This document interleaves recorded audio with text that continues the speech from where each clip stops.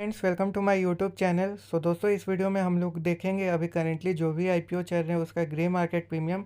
और सबसे बड़ा अभी अपडेट यही है, कल के दिन ये अपडेट आया था कि ये डीसीएक्स सिस्टम जो आईपीओ है उसका डेट आ गया है और ये 31 अक्टूबर को आ रहा है। 31 अक्टूबर से 2 नवंबर तक रहेगा। और आते ही आते इसका जो जीएमपी है वो मार्केट में आ गया है, आउट हो गया है। और जीएमपी काफ़ी हाई आ गया है। अभी करेंटली जीएमपी इसका 40 रुपीज़ है। कंपनी काफ़ी अच्छी है, कंपनी डिफेंस सेक्टर से रिलेटेड कंपनी है और कंपनी का डिमांड भी होने वाला है। दोस्तों, दो ऐसी कंपनी पास्ट में आ चुकी है, पिछले 1-2 साल की बात करें, जिसने काफ़ी बम्पर लिस्टिंग दिया था। एक है पारस डिफेंस, एक है डेटा पैटर्न्स। दोनों डिफेंस सेक्टर की ही कंपनी है। डीसीएक्स सिस्टम भी वैसे ही कंपनी है डिफेंस से रिलेटेड। और ये कंपनी बेसिकली क्या करती है, ग्लोबल लेवल पे भी खेलती है। इजराइल के साथ मिल के बहुत सारा डिफेंस का इक्विपमेंट बनाती है। तो ये ग्लोबल लेवल की प्लेयर है और आने वाले टाइम में भारत आत्मनिर्भर बन रहा है। तो ये कंपनी का फ्यूचर ग्रोथ भी है। तो ये कंपनी पे बहुत फोकस होने वाला है।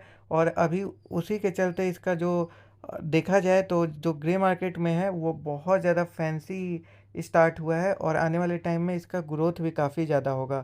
बाकी दोस्तों, बात करें दो ऐसे आईपीओ, यूनिपार्ट्स इंडिया और 5 स्टार बिजनेस कंपनी के बारे में, तो इनका भी अभी बताया जा रहा है कि डेट जो है वो कभी भी आ सकता है। और हो सकता है कि लास्ट ऑफ अक्टूबर में ही ये भी आ जाए। अभी तक तो नहीं ऐसा कोई डिटेल आया है कि डेट कब से है, बट एक्सपेक्टेड यही है कि ये लोग जल्दी ही अनाउंस कर देंगे अपना डेट और फिर प्राइस बैंड। तो चलिए एक एक एक से करके डिटेल में बात कर लेते हैं आईपीओ के बारे में, जो भी आईपीओ करेंटली चल रहे हैं। सबसे पहले बात करेंगे यूनिपार्ट्स इंडिया के बारे में। दोस्तों, यूनिपार्ट्स इंडिया कंपनी काफ़ी अच्छी कंपनी है। कंपनी क्या करती है, ऑफ हाईवे जो व्हीकल होता है, ऑफ हाईवे जो मार्केट होता है, जैसे ऑफ हाईवे मार्केट हो गया तुम्हारा, आपको कंस्ट्रक्शन का, माइनिंग का, फॉरेस्ट्री का, तो इन सब के लिए जो भी इक्विपमेंट की ज़रूरत होता है, जिसे हम लोग बोले अगर एग्रीकल्चर में 3PL ट्रैक्टर में यूज होता है, 3 पॉइंट लिंकेज, तो उसका मैन्युफैक्चर ये कंपनी करती है। और ये कंपनी का ग्लोबल लेवल पे भी बहुत अच्छा खिलाड़ी है। बस यही एक डिमेरिट है कि ये जो कंपनी आ रही है वो ऑफ़र फॉर सेल लेके आ रही है। ऑफ़र फॉर सेल में क्या होगा कि ये प्रमोटर का जो भी होल्डिंग है वो क्या कर रहे हैं, थोड़ा सा बेच रहे हैं। तो इसका भी डेट अनाउंस नहीं हुआ है, जब भी डेट अनाउंस होगा तो डिटेल में देखेंगे। फाइनेंशियली बहुत स्ट्रॉन्ग कंपनी है, फंडामेंटली स्ट्रॉन्ग है। रिटेल रिटेल का जो पोर्शन है वो 35% रहेगा। नॉन रिटेल जो रहेगा 15%, KYB जो रहेगा वो रहेगा आपको 50%। तो ये पूरा डिटेल है। जैसे ही इसका डेट आएगा उसके बारे में डिटेल में बात करेंगे। जीएमपी भी जैसे ही आएगा उसके बारे में भी बात करेंगे। डिटेल मैंने रिव्यू भी दिया है अपने चैनल पे, तो आप लोग जाके चेकआउट कर सकते हो। उसमें मैंने बताया है कि कंपनी का फ्यूचर ग्रोथ क्या है, फंडामेंटली स्ट्रांग है कि नहीं है, चैलेंजेस क्या है और निगेटिव पॉइंट्स क्या है। तो सब कुछ डिटेल में हमने देखा है इसके बारे में। तो ये कंपनी काफ़ी अच्छी लगी है मेरे को और 5 स्टार बिजनेस से थोड़ा सा बेटर लगी है कंपैरिजन में। अब बस देखना रहेगा जैसे ही प्राइस आ जाएगा तो जीएमपी क्या रहता है इसका। फिर बात करते हैं डीसीएक्स सिस्टम का। तो कंपनी का जैसे मैंने बोला था, जो जीएमपी है वो 40 रुपीज़ से ओपन हुआ है। और दोस्तों, इसका जो फेस वैल्यू रहेगा पर शेयर वो ₹2 पर शेयर रहेगा। इसका मतलब क्या है ना कि दोस्तों, जो कंपनी का जो प्राइस रहने वाला है वो काफ़ी डाउन रहने वाला है।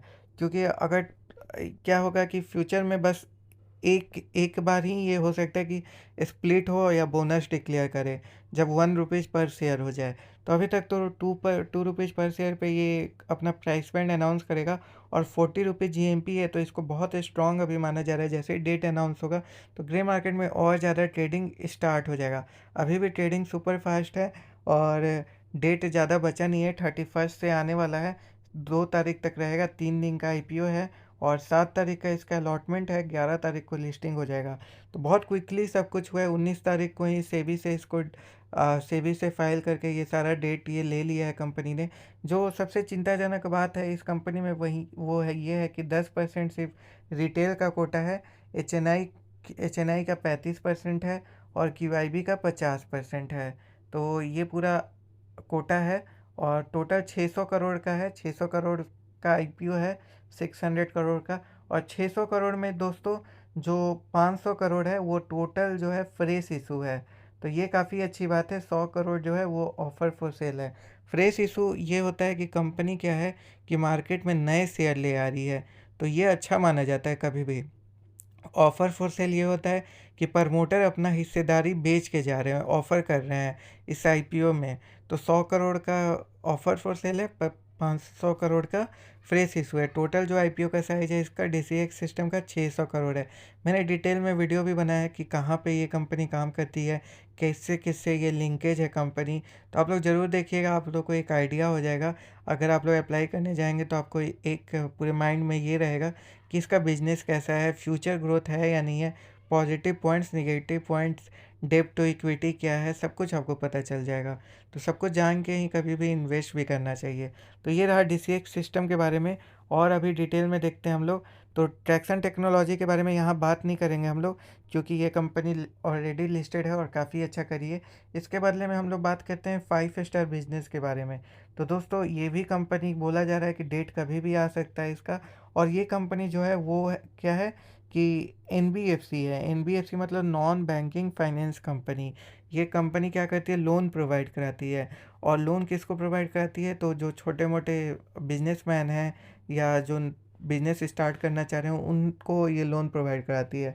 और इससे क्या होता है कि ये जितने भी लोन ये प्रोवाइड कराती है वो पूरा सिक्योर लोन होता है, 1 लाख से 10 लाख के बीच में होता है। इनका कंपनी का स्ट्रॉन्ग प्रेजेंस है साउथ इंडिया में, तमिलनाडु, तेलंगाना, आंध्र प्रदेश, कर्नाटका, और ऑफिस भी इनका चेन्नई में है। और इनका एनपीए बहुत कम है जितने भी इनके पीयर्स हैं।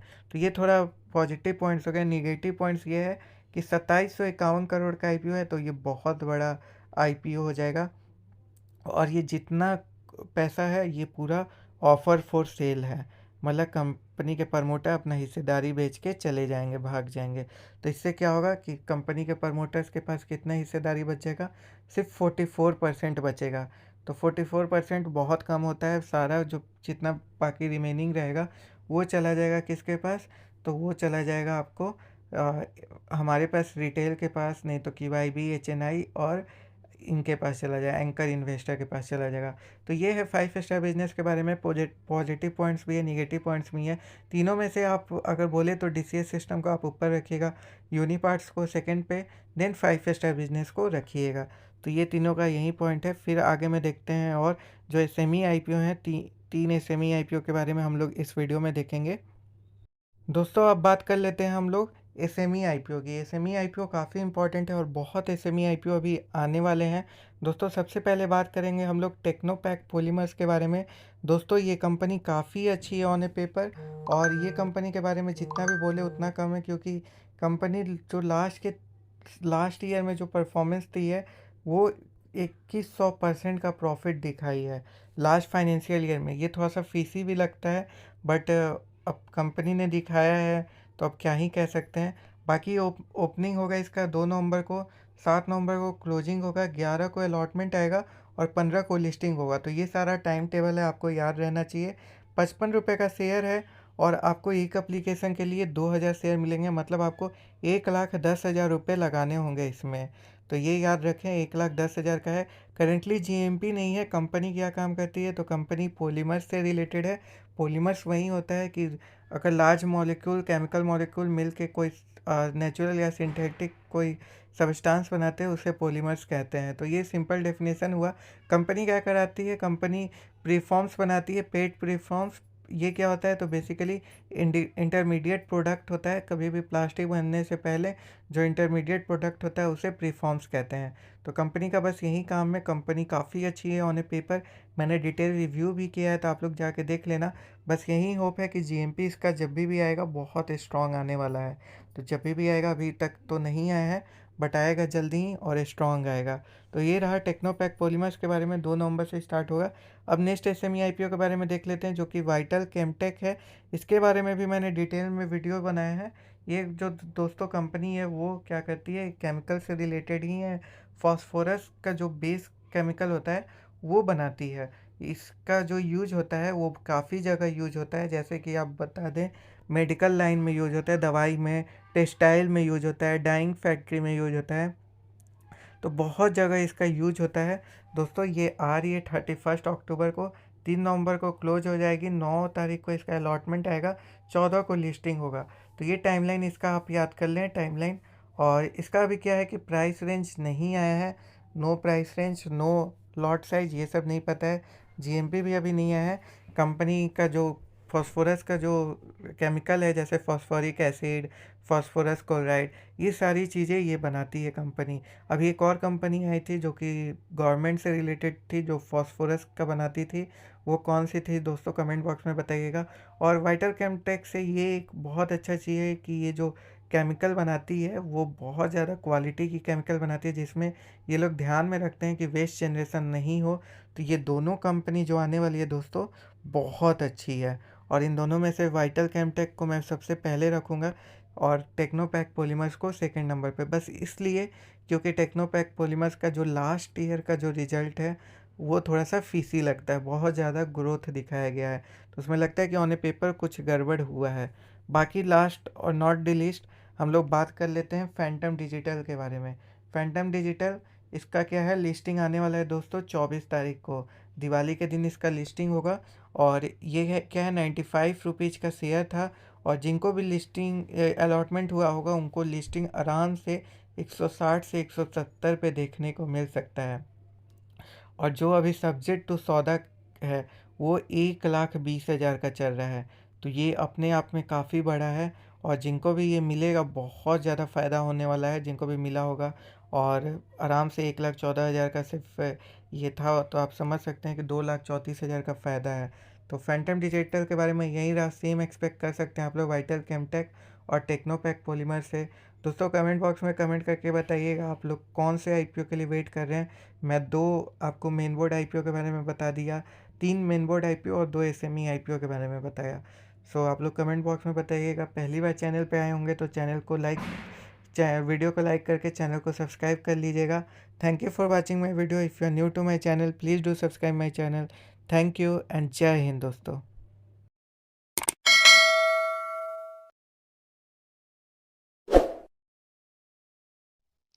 Hello everyone, welcome to my channel. So my channel is all about the stock market update. Here you can see the update about the IPO, their grey market premium, all the latest stock market news. So you can expect everything, every knowledge about the stock. So please subscribe my channel and please press the bell icon. Thank you. Keep watching.